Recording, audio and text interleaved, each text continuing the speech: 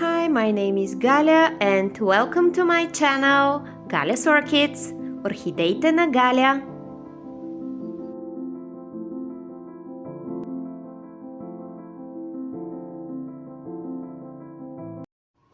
Hi guys, and welcome to one unplanned video. My plan for today was to repot some of my old orchids, especially this one that you're seeing now on the screen, but as I was inspecting my plants today, I noticed two plants that will need some more urgent care and some more urgent repotting. So this video will be a mixture of some photos and some footage which I took later because initially I didn't plan to shoot. And for this part of the narration where I don't have any video footage, I've added a photo of my Chiefs indie perfume which opened its flowers this morning, and it is absolutely gorgeous. Now I already have a video which is dedicated to repotting Cattleyas. I repot and repot 3 different Cattleyas, but what is different here is I want to discuss plants that were recently imported from Brazil and that arrive in the European Union due to certain regulations and legislation. They arrive bare root and they are then sold from the nurseries, sometimes just, well, not established, but just recently potted. In my case here, we have 2 Cattleyas that I bought from the German nursery Lucke, and this is one of my favorite nurseries. I really like their plants, and usually I don't repot plants that I have bought from them because they simply don't need repotting. However, in this particular case, things are a bit different. As I noticed, they had very nice new roots growing from the newest tulipbulbs. They were potted in nice fresh media. I'm not sure it's so nice actually. It has a lot of coco husk and I don't like it, but it was new fresh media. So for the time being I just left the plants, just sit on the windowsills and get used to my conditions, and I was hoping that the older roots that were inside the pots would get established, or sometimes they die, but I didn't expect that so many of them would be dead. So as you will see, actually the whole root ball of both of the plants was completely dead. The leaves had started to wrinkle, so I realized that they need repotting. So the first plant is RLC George King Serendipity. I absolutely adore this hybrid. My craze over Cattleyas started years ago when I saw a photo of this hybrid. So I love it. I really, really love it. So I hope I will manage to keep it alive. So what you see here is the root ball after I removed the media.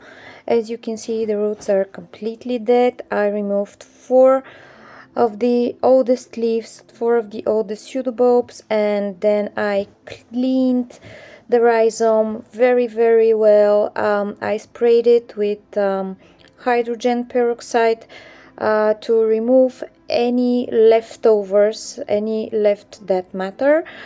And afterwards I potted the plant in my preferred choice of media, which is relatively large scale bark, the New Zealand bark Orchiata 12-18 millimeters, and I've added some pumice, which unfortunately was a bit too large this time. I had to shoot the videos on the balcony, so you will be hearing lots and lots of side noise. I apologize sincerely for this, but these were my conditions in the moment and I can't do anything about it. The other option was to not film a video at all, but I think it could be useful to many people, so here we go with the noise and all. Okay, so this is RLC George King's Serendipity repotted. The size of the bark chips is 12-18 millimeters. I have pumice, which is quite large. I would prefer a smaller grade, but that's what was available before. The rhizome seems a bit dug in, but as you can see, I've left some space here at the base so that the roots are visible. Also, since it's a larger grade bark, it will not keep humidity too high around the roots, and I don't think there is a danger of anything rotting at the base of the plant. I also managed to kill the root tip of this root here, but nothing can be done. Alright, and that's the decorative pot that I will place the plant in, but I will just run some water through the bark initially so that it starts absorbing and soaking, because in the beginning bark doesn't have that good absorption qualities, so it takes a few rinses of the bark so before it becomes weakening enough. In the next video, I make some speculations about cocoa, husk, and salts buildup. This is my impression that I've built over time after watching various videos and after gathering information. I cannot guarantee that this is true for my particular case, but it kind of makes sense, so yeah, maybe yes. Okay, so this is BLC Susan Fender cinnamon stick. I want to measure the TDS inside the pot, so this I already rinsed the pot and the media once, and I decided to soak the media and the plant again while I was repotting the other plant. So in maybe it's been soaking for maybe like 20 minutes, so I'll take it out. I want to measure the TDS now. You can see how dark this is. Just a second. So, okay. That's 97. That's actually, I expected it to be higher. It was 211 in the pot of the other plant. But I didn't rinse and refill the container. It was just some residual water from the last watering, which didn't contain any fertilizer. Last watering was just plain water. But yeah, you can see. So my suspicion is that these are import from Brazil, and they arrive rootless or without any media, not rootless but bare root and without any media. So I think that the nursery, they potted them in this media, which is new, I can tell, but it's predominantly coconut husk, and from videos I have seen, it appears that new coconut husk has very high TDS. It has many salts build up because the coconuts are collected obviously on the beaches, in areas where there are many coconut palms close to the sea. So they're collected from the ground, from the sand, and they have very high levels of salt in them. So I think that probably the nursery, when the plants arrived from Brazil, they were potted, they were bare root, and they were potted in new media, and of course it's spring and it was the right time of the season, and they started sprouting these beautiful roots. However, I think that probably the media is new, but it has not been soaked to reduce the TDS, the amount of salts in it.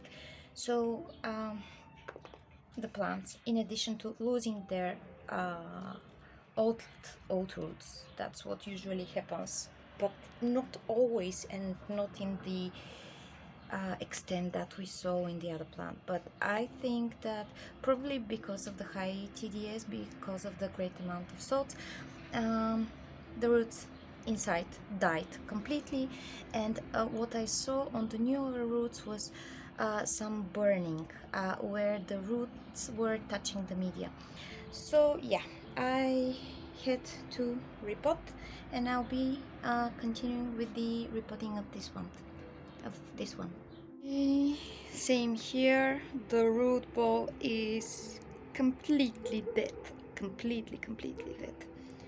Okay, this plant has so much of this live moss. I don't know what type of moss this is, but it's alive. So I decided that I wouldn't spray the base with hydrogen peroxide because I want to try and keep it alive. With my watering habits, unlikely for this to happen, but why not give it a try? My second pot is also ready. Now you can use pots with side holes, or you can not use pots with side holes. It's absolutely a personal preference.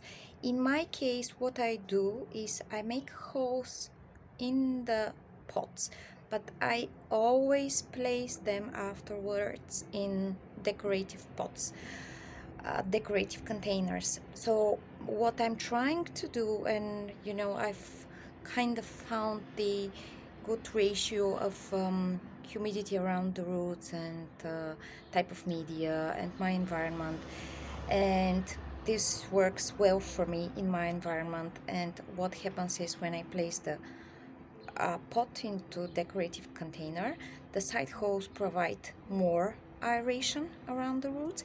At the same time, because it is placed in a decorative container, the overall humidity inside rises.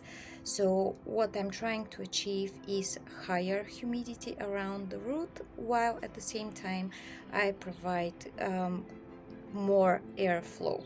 Because in my apartment, first, humidity is relatively low, 30-50% usually all year round, and second, I don't have good airflow, I don't have any fans, windows, you can't open them wide because of all the plants that are on the windowsills, so I don't have good airflow. And this pot with these holes placed in a decorative container is what gives me good humidity airflow ratio.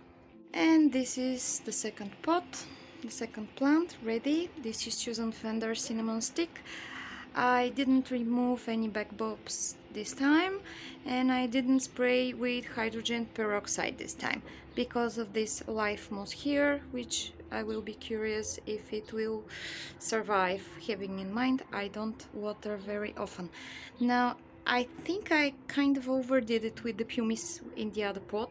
I placed too much and too large chunks, so this one has just a few, maybe 3-4 of these rocks, if I can say so, and the rest is pure bark, 12-18 millimeters. Hopefully it will be fine, and I will keep you posted. Now this one goes to the sink, gets rinsed, the media gets rinsed so that it gets wet, and then I place it in the decorative container. And this was everything from me and my unplanned video, which turned out to be very long. If you're still here, thank you so much. Thank you for watching, and I'll be seeing you around again. Alright, thanks. Bye bye.